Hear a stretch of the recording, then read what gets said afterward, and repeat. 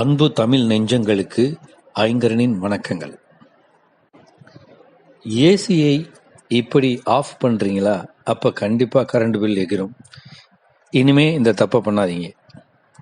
இதுதான் இன்றைய தலைப்பு. இன்று நடுத்தர வர்க்கத்தினர் பலரும் ஏசியை அதிகம் பயன்படுத்துகின்றனர். பொதுவாகவே வெயில் காலத்தில் ஏசியின் பயன்பாடு அதிகம் இருக்கும்.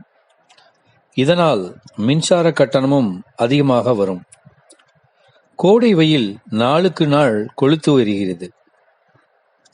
இதற்கு குளிர்ச்சியை நாட பெரும்பாலானோர் வசதிக்கு ஏற்ப தங்களது வீட்டில் ஏசியை பயன்படுத்துகின்றனர்.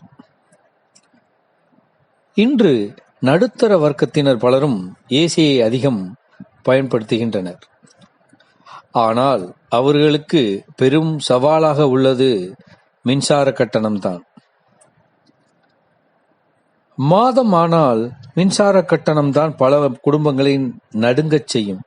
அதிலும் அந்த மாதம் ஏசியின் பயன்பாடு அதிகம் இருந்தால் மின்சார கட்டணத்தை பற்றி சொல்லவே வேண்டாம். சரி, இதற்கு முக்கிய காரணம் ஏசி ரிமோட்டில் ஆஃப் செய்தாலும் அதன் பயன்பாடு இருந்து கொண்டு இருப்பதுதான். பல பேர் என்ன பண்ணுவாங்கன்னு கேட்டிங்கன்னா, நைட் ஆச்சுன்னா ஏசியை ரிமோட்டில் ஆஃப் பண்ணிட்டு படுத்துருவாங்க ஒரு 2 hours 3 hours கழிச்சு. ஆனால் ஸ்டெபிலைசர் எரிஞ்சுக்கிட்டே இருக்கும். பலர் ஏசி ரிமோட்டில் டைமர் செட் செய்து விட்டு இரவில் நன்கு தூங்கி விடுவர். குறிப்பிட்ட நேரம் வந்தவுடன் ரிமோட் ஆட்டோமேட்டிக்காக ஆஃப் ஆகிறது. மின்சார கட்டணம் குறைவாக வர ரிமோட்டில் ஏசியை ஆஃப் செய்யும் போது ஸ்டெபிலைசர் சுவிட்சையும் ஆஃப் செய்ய மறக்கக்கூடாது.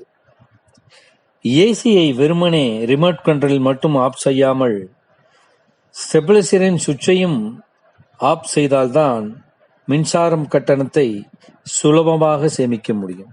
அதனால் ஒவ்வொரு நடுத்தர குடும்பத்தில் உள்ளவர்கள் அனைவரும், இது ஏன் நடுத்தர குடும்பத்தில் என்று சொல்கிறேன் என்றால்,